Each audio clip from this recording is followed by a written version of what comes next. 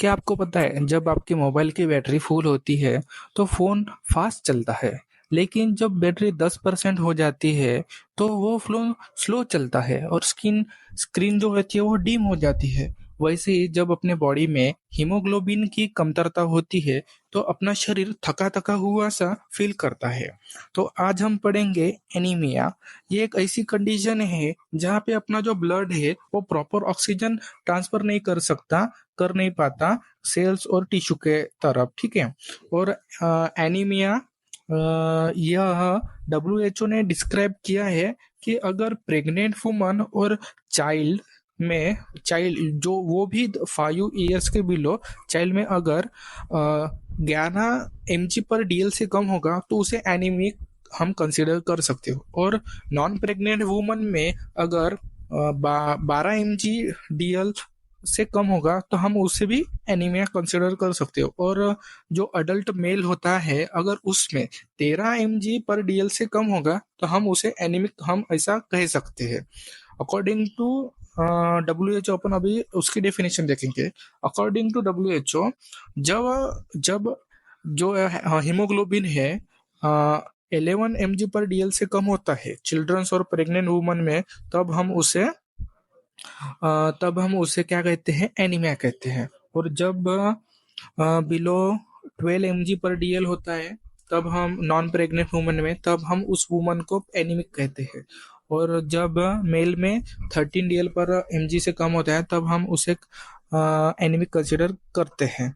वैसे ही हाँ, अ, अभी मैं आपको और एक एग्जांपल दूंगा जो इस कंडीशन में बेस्ट होता है। आपको पता है क्या, बस में कंडक्टर होता है जो हर एक पैसेंजर को उसकी राह दिखाता है, उसकी राह यानी उसका प्लेस दिखाता है जहाँ पे उसे बैठना है, ठीक है।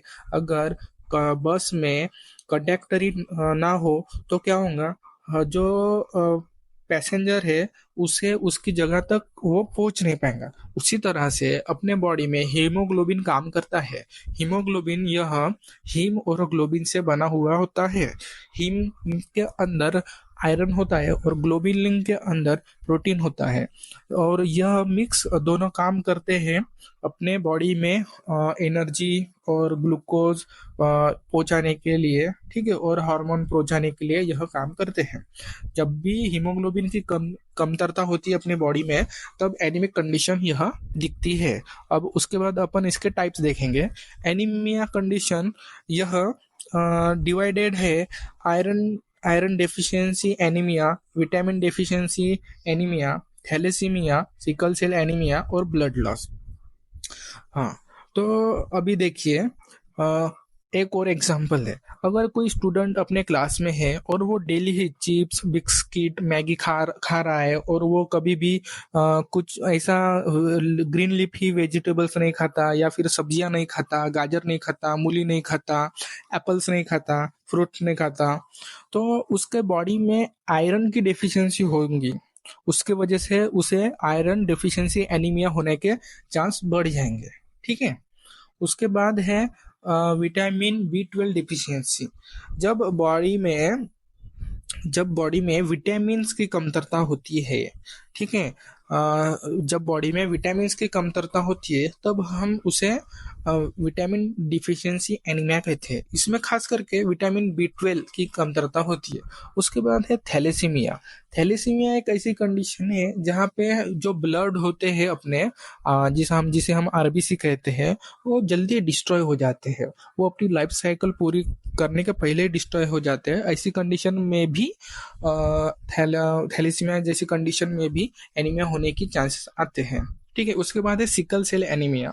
अगर पेशेंट का जो RBC है वो सिकलिन टाइप में है, सिकलिन यानी हाफ मून जो रहता है, ठीक है, इस टाइप में है, अगर वो इस टाइप में है, सिकलिन टाइप में है, तो उसमें तो उसमें एनीमिक कंडीशन आ सकती है, ठीक है। और अदर में होता है ब्लड लॉस। उसके बाद है ब्लड लॉस।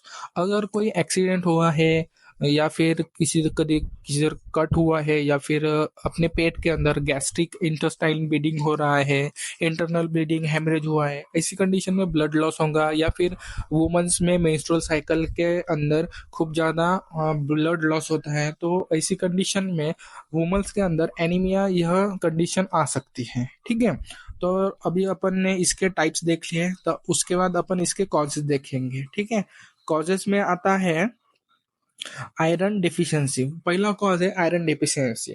जैसे मैंने अभी आपको बताया कि अपने अपने बॉडी में आयरन होता है, ठीक है, उसका एक एग्जांपल और देखते हैं। जैसे कि बारिश है, बारिश में अम्ब्रेला यूज करते हैं ताकि हम भीग नहीं पाए, वैसे ही आयरन रिच डाइट बॉडी को एनीमिया से बचाता है। बारिश में छाता अपने को बारिश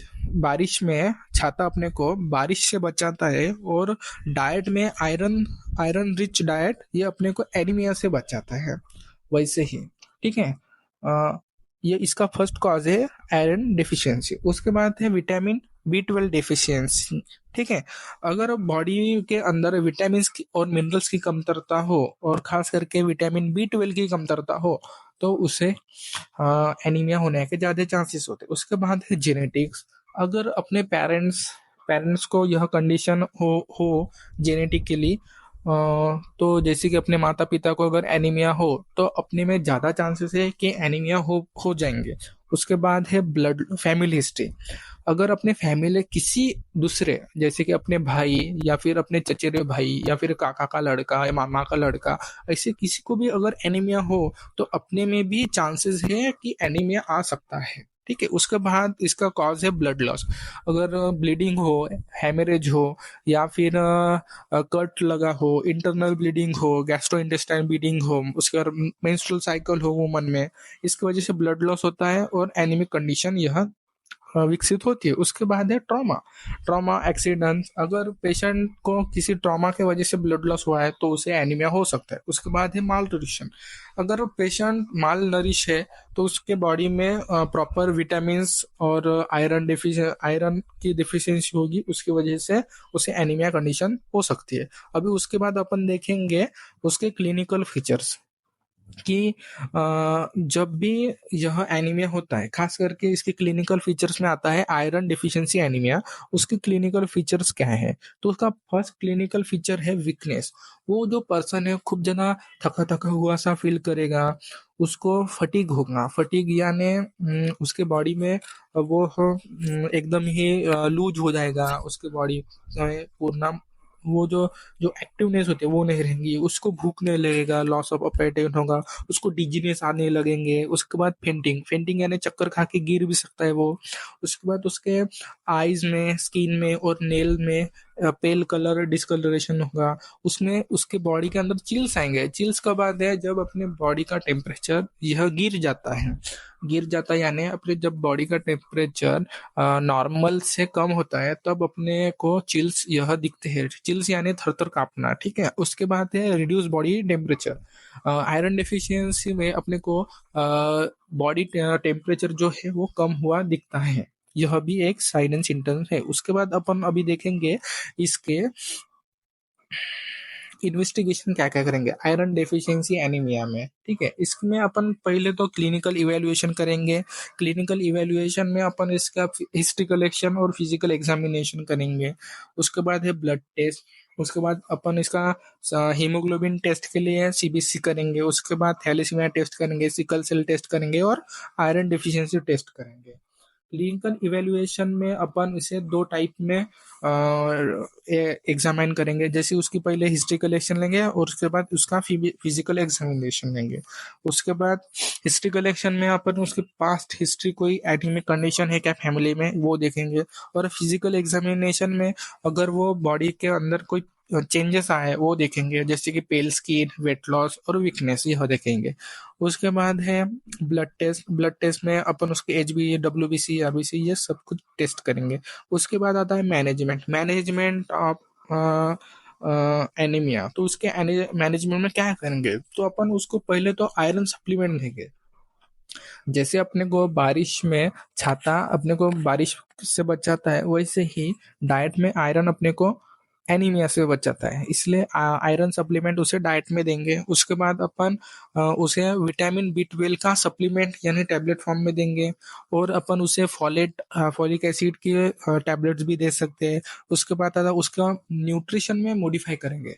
अगर वो पेशेंट खूब ज़्यादा बाहर का खाना खाता है, बिस्कुट खाता है, चिप्स खाता है, तो उसे उसके अंदर ज़्यादा चांसेस होंगे एनीमिया कंडीशन आने के, आयरन डिफिशिएंसी से एनीमिया आने की। इसलिए अपन उसके डाइट में मॉडिफिकेशन करेंगे, अच्छा अच्छा खाना उसको देंगे, ग्रीन लीफी वेजिटेबल्स। ठीक है, उसके बाद ड्रग अपन उसको एडमिनिस्ट्रेशन करेंगे। ड्रग में क्या क्या आएगा, फोलिक एसिड आएगा, कैल्शियम, ऐसी दवाई अपन देंगे। नॉन फार्मेकोलॉजिकल मैनेजमेंट में अपन उससे क्या करेंगे कि उसमें एक्सरसाइज के लिए उसे बताएंगे, योगा करने के लिए बताएंगे, और स्ट्रेस कम करने के लिए बोलेंगे। इससे मैनेजमेंट अपन मेडिकल मैनेजमेंट करेंगे। उसके बाद आता है नर्सिंग मैनेजमेंट। नर्सिंग बहुत इंपॉर्टेंट रोल प्ले करता है एनीमिया में। उसमें सबसे पहले अपन उसका असेसमेंट करेंगे।